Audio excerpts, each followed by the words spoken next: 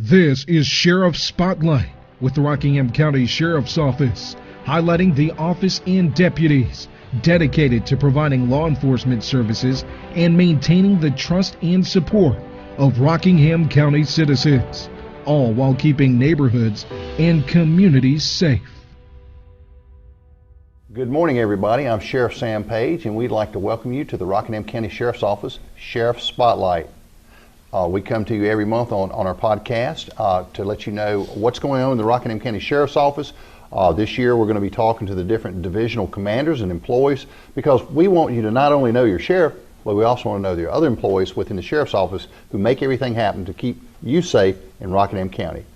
And today it's an honor and a pleasure to have Captain Gray Smith, our captain from our patrol division, and he's going to speak on several topics that are in part of his purview. And so at this time, I'd like to just introduce Gray Smith, our captain, and tell us a little bit about yourself. And Gray, tell us about your career. I mean, how you started out and how you started working with the Sheriff's Office, and what you do a little bit. Sure, thank you, Sheriff. As the Sheriff stated, my name is Gray Smith. I'm a 40-year resident of Rockingham County, and I've been with the Sheriff's Office since 1997. I'm going on 23 years. Started my career at Animal Control. I actually worked part-time at Animal Control. Now, I never knew you were Animal Control Officer. While I went to basic law enforcement training, came in and worked in the morning with Animal Control, went home, took a shower at lunch, then went to BLET at night. So I did that until I graduated BLET. What did you find out about Animal Control? Because a lot of times people don't realize that Animal Control does fall under the Rockingham County Sheriff's Office outside the cities, and a lot of people just not know the amount of work that these guys do. But what did you find out with your experience with Animal Control? That is the hardest working division in the Sheriff's Office, I believe. And it's good that I had that experience, because I now am over Animal Control. So, I did that job back 23 years ago. We had 2 at the time. We have added an additional, so we have 3 now. But they run call to call all day long. And it's probably the division that we get the most calls in, that I have to deal with as a supervisor as well. People love their pets. They don't like to see pets mistreated or neglected. But if they come on their property, they're going to give us a call. All right. And now, in Rockingham County, since we're talking on animal control, which is a very important topic, is in Rockingham County we do have a leash law. Yes, Can you explain that just a little bit? Yes, sir. With our leash law here, regardless of the size of your property, you are required to keep the dog on your property. With the leash law, if you own over an acre of land, you're not required to keep the dog on a leash per se, but it still has to remain on your property. Those ordinances can be found on our county website. You can just Google Rockingham County, but the site is RockinghamSheriff.com? Yes, and there's also a link from the regular Rockingham County site, which is rockingham.nc.us. That lists all our county ordinances as well. But you can read through those, and the biggest gist of it is you need to keep your animals on your own property. But we do get a lot of calls from citizens about dogs and cats and stuff like that. We do. But you're right. You're supposed to keep your dogs on your property. You're not supposed to run at large. And of course, you're allowing one's animals to run at large at night. If you let dogs run at night, that is a criminal violation. It is. Then of course the noise ordinance you follow with the barking dogs. We do get a lot of calls for that at night. Barking dogs keep neighbors awake. I got a call one time where a guy had a rooster that was crowing. Yes, he got off schedule. And chickens. Chickens. Yeah, we've had guineas. You name it, I think Animal Control has responded to it. Well, on a serious note, how important is animal control as it applies to rabies control and dog bites? Yes, it is. It's that falls under animal control. They work directly with environmental health to make sure that any victim of an animal bite or contact gets the treatment they're required. They also maintain the animals. We work firsthand with the testing of the animal. So we get it tested, it comes back, it's confirmed. Environmental health then steps in and talks with the victims. The animal shelter, they quarantine the dogs for us, of course. It's a pretty extensive procedure when that happens. Can you tell them a little bit about the state law as it applies to animals and vaccinations? Yes, sir. Of course, your animals are required to have rabies vaccinations, and that's any cat or dog. Yes, you can do domestic that. Cat or dog. You can do that at the vet's office or our animal shelter here at the county. They have clinics as well. A lot of the fire departments will have clinics on the weekends to save you some money. They're 1- and 3-year vaccinations. but you are required to produce that when asked for it. So when we get a dog running loose, if we pick it up, if it's had contact with anybody, they're going to ask for your rabies proof of vaccination. Right. Because you don't want to get a rabies because the end result is death. So you don't. Yes. Rabies is a very dangerous disease, and you don't want to contract it. And the treatment is no fun. You know, to take those shots, it's a series of shots, and from what I hear, it's a painful series. We do get calls from time to time about different type of animals. I was going to allude that time you had that time you had that miniature horse that y'all had to go chase. I do. You personally actually went out and chased that horse. I did. That was on. And did you catch him? 29 Business. I did. Or did he catch you? Around Joiner's Body Shop. I had some help, and yeah, that was quite an experience. But because we caught it first, but then it caught us. So. But even miniature horses are very strong, and they think they're big horses too, don't they? It kicked just like a regular horse. It did. But we've got everything from people's hogs running loose to pigs running loose to chickens running loose to animal control. They get a lot of calls and stuff like that, and they do a great job handling these calls, throughout the year. And these guys run, like you said, all day long. And then during the summertime, we change their schedule just a little bit. We do. They'll come in and some days work a little later, and then they also come in on some weekends. Because that's most times when people are out. You've got people out. You've got cookouts. You've got kids out of school, so they're out at the pool on the weekends or whatever, and the dogs are out more. And then, of course, we get more calls. Okay, now, if you have a dog or a cat and stuff like this under the laws dealing with animal cruelty, you're supposed to provide a few things. Mm-hmm. Tell them a few things that you're supposed to provide. And, we're in the wintertime right now, so one thing they should provide is what? Yeah, it's shelter. And we do get more calls during the wintertime. Dogs being out in the cold, which we haven't had a lot of cold this year, but by law, you have to provide shelter, water, and food for the animals, as well as maintain the care. But this time of year, we do get more calls about providing shelter, dogs without proper bedding in their houses. So let's look out for our dogs and cats. Let's look out for our pets. If it's cold outside for you, it's cold outside. It's a responsibility. It is. It's not just to get a dog, get a cat. It's a responsibility. Yep, that never ends. And we will get a call. And again, we love our animals here in Rockingham County. Now, saying that, we've got to talk about the animal shelter just a little. Tell us what you know about the animal shelter and how that operates. The animal shelter has been fantastic since they opened. When I was working with Animal Control back in 1997, we didn't have an animal shelter that we used. But the county animal shelter, their staff there is fantastic. They house the animals that we bring in, the strays and the surrenders, try to get them adopted back out into the county, or to wherever, but they treat them as well. If we have investigations with lots of animals to transport, and we've picked up, we went to houses where we picked up 20 dogs or 20 cats, and they will come out, help us transport them. Well, they also have an animal cruelty in North Carolina. I think it's every year or every 2 years. The county commissioners can appoint an animal cruelty investigator, and I think the shelter manager has been our animal cruelty investigator. Kevin, is that right, for about 2 years now? 2 years? And they help us in our investigation, so they work in conjunction with our animal control officers in that volunteer position to help us make sure that we protect our animals and our livestock here in our county and stuff like this. We also get calls, on big animals too, about people maybe not properly feeding their farm animals, stuff like this, and sheltering, and again, back to it's winter time, and let's look out for our pets, but also let's look out for our livestock too, because cold is cold, and hungry is hungry. So let's make sure they have contacts for transporting those animals for us. Absolutely. They have people come in. I personally have seen them transport cows, horses, donkeys, pigs, turkeys, you name it. All kinds of critters, we've seen them. They have come in. But let me ask you, if you wanted to adopt a dog or cat in Rockingham County, how would you get in touch with them at the shelter?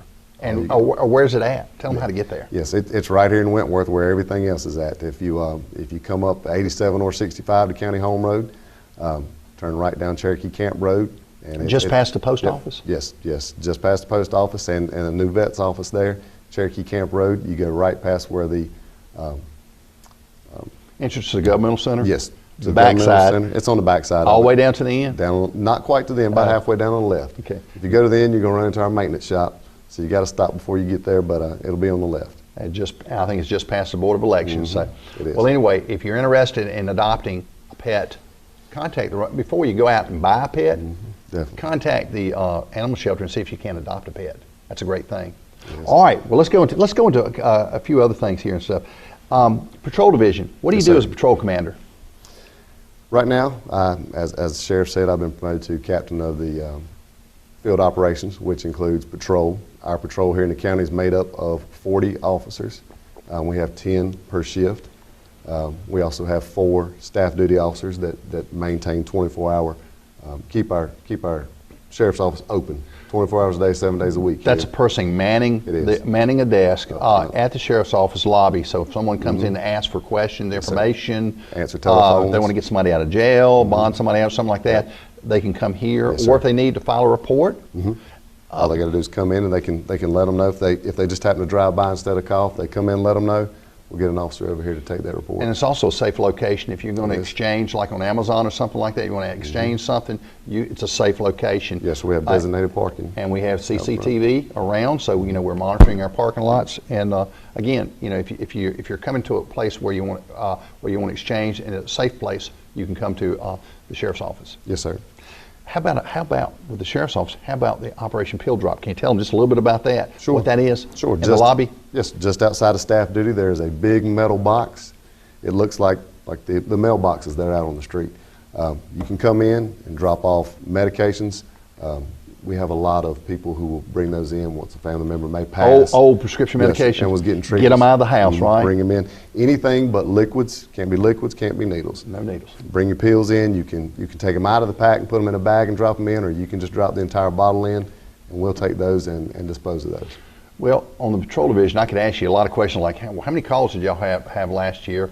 And a lot. A lot. You guys stay extremely busy. Yes, sir. In the county, how many zones do you have? We're currently working with 7 zones. So you have 7 zones, and how many deputies do you have assigned to a shift average? A good night. A good night. A good night would be 7 to 8. As I said, they Perfect are night 10. would be 10. Perfect night is 10, but we always have, we have holidays. Sick time, vacation. Sick time, vacation. With as much training as we do, you have to get the comp time off. So there's usually somebody off, but 7 gives us a deputy in every area. And then supervisors are usually floating, so they can go where they need to go. Okay, so you have 10. You have 10 deputies, ladies and gentlemen. We have 10 deputies assigned to the county on a perfect night.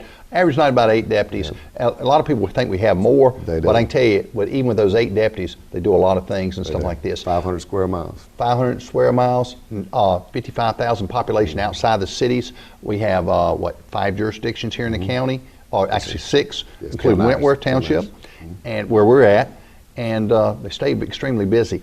Ladies and gentlemen, I'm Sheriff Sam Page, and we're going to take a break for about a minute, and we'll be back with you in just a little bit.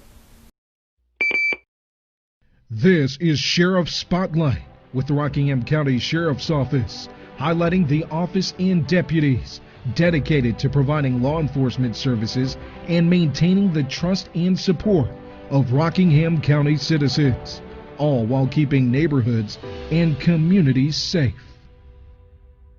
Ladies and gentlemen, if you're interested in a career in law enforcement at the Rockingham County Sheriff's Office, you can inquire at 336-634-3232. We're looking for the best here in Rockingham County, North Carolina, and we want you. Okay, so the question is this, you oversee the SWAT team. When you oversee the SWAT team, basically what does a special response team do? Short version. Yes, sir. Our special response team here is made up of deputies who get extra training, come in every month. We get extra time on the range.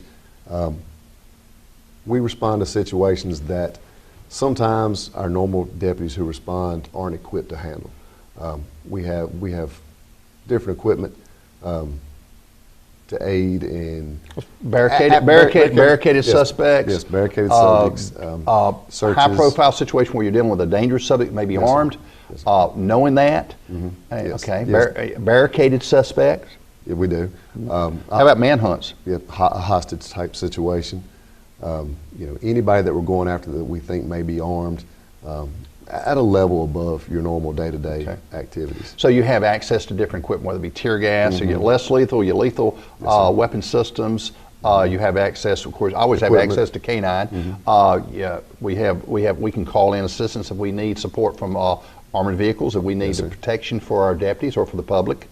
So you have a lot more resources, but you oversee that operation as commander. Yes, sir. And then you have people that are under you that supervise and train with those teams, and we train every month. Yes, sir, every month. And also we're also a member of the N2OA, National Tactical Officers Association in America stuff. So that's a good organization to help us stay up on our skill levels and our training stuff. They keep us up to date on any legal aspects and issues of the operations as well. All right, now we have a Wentworth Town Deputy. Tell us how long we've had a Wentworth Town Deputy, and what does the Wentworth Town Deputy do in here in Wentworth, North Carolina? The Wentworth Town Deputy, we have the Wentworth city limits here, where the sheriff's office is located, the governmental buildings, the schools, and it's an extra patrol officer in that area. He also goes by and checks on all the businesses in the area. If we have issues here at Wentworth, he's always close by. He's close by if the courtroom needs an extra hand, if the governmental center needs an extra hand. And again, the business checks, he stops in, talks to them, helps them with some prevention, crime prevention tips as well. Security at the council meetings? He does, goes to the town hall meetings.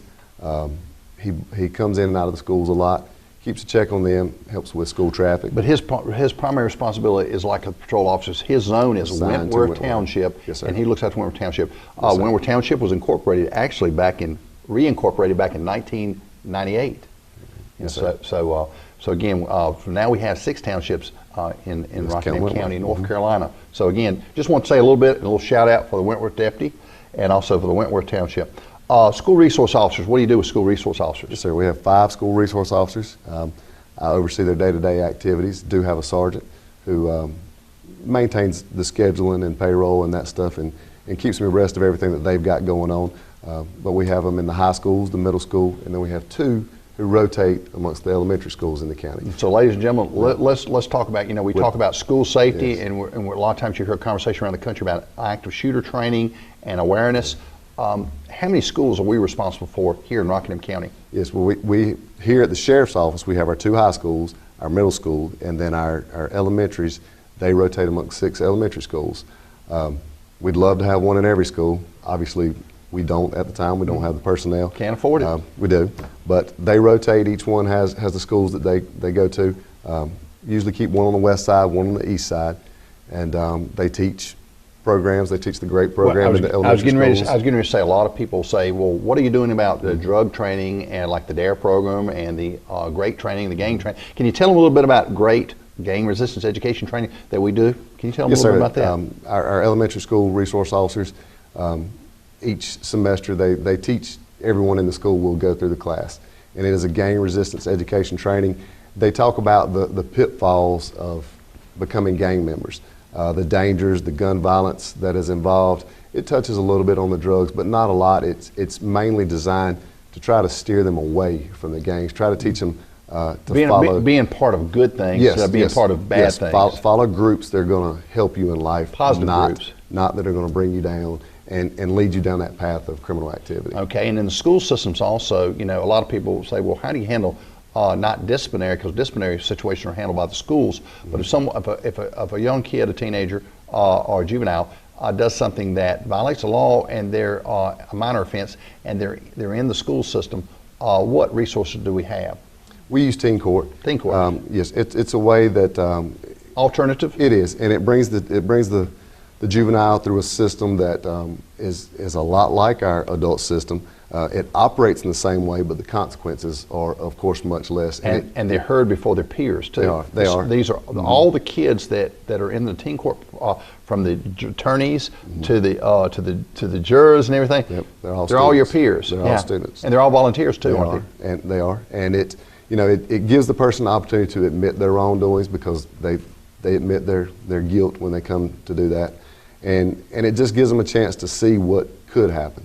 And it's been a good deterrent, I think. Now, working with Project Safe, which is an anti-gun initiative, or guns, it's basically a Safe Streets initiative. Safe Streets initiative through the feds.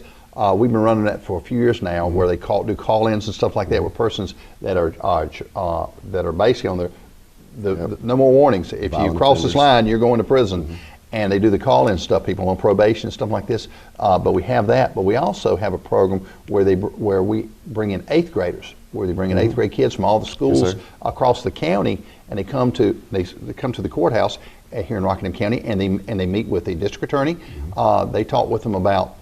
Yes, the district attorney, they provided a program that they've started doing with cyber crimes. And the first time I sat through it, well, I've sat through a lot of them, but that first time I was very impressed with the program they put together, because I have kids in the schools, and the cyberbullying, the kids don't think they're doing anything wrong because they're just sitting behind a phone or a tablet, and they don't think they're really doing anything wrong. But that program that they're doing now, I was very impressed. It really, again, my daughter went through it and I talked to her, and a lot of the kids talked about it, and I think it's very effective. They talk about cyberbullying. They talk about the crimes and stuff involving camera systems and phone systems, communications, photographs, transmitting those, stuff like this. But they're trying to help the kids not stay on a good path and make sure they understand this. It is wrong. You shouldn't be doing this, and it can get you in a lot of trouble, and it can affect your rest of your life.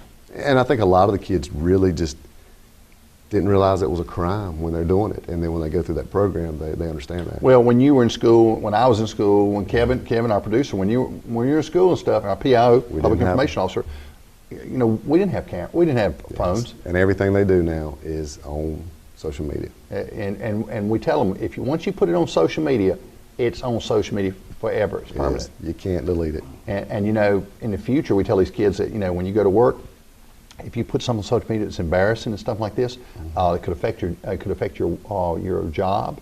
Getting into colleges. Yeah, getting into colleges. Colleges like use it now. If your child has got content that they don't approve of, you know, they're going to kick you out of school. What we try to do is preventative.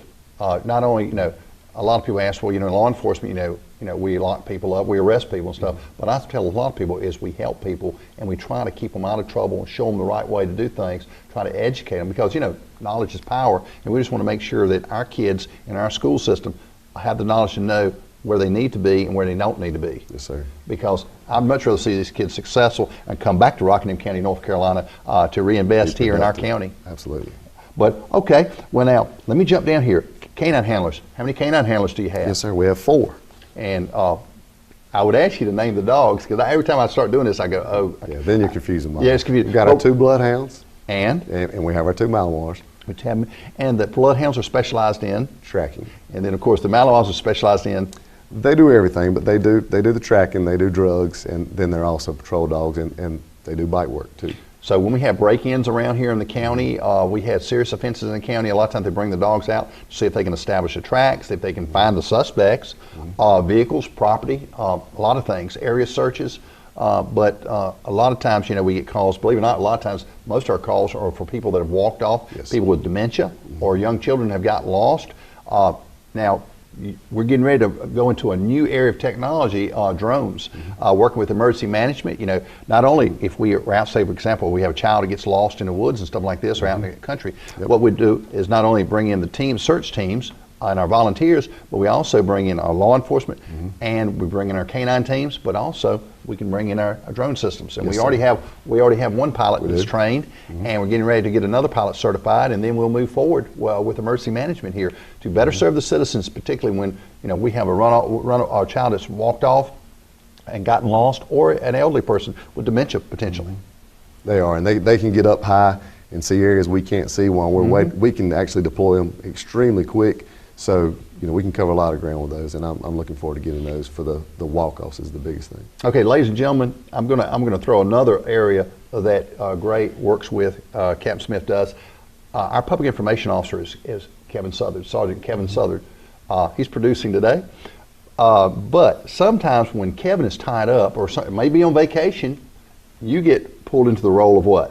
Yes, sir. I will do the public information. And what does that entail? What does that entail? A lot of phone calls. Now Kevin's listening, so you tell him all the stuff you do. Well, if I was saying, you know, when I cover for Kevin, I think I do a very good job. Now Kevin does a great job for us. I saw a thumbs up right there. He does a great job for us. But you know, anytime we have something where we're trying to elicit information from the public, we may put it out. Which you've already mentioned, walk-offs, missing persons. And when we have a crime and we're just trying to get information, we'll put it out and ask.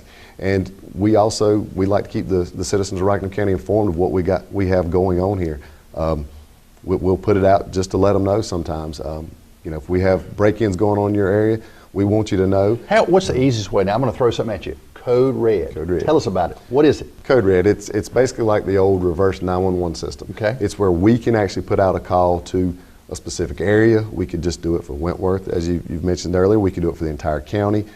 We can basically pick based off of distance, and we can put out a message to anyone who's registered. You got to register. To subscribe, what do you do? Yes, you can go online or you To can Code Red? To Code Red, or you can download the app on your phones. And you can get weather and subscribe. notifications yes, too, right? Yes, you get weather notifications.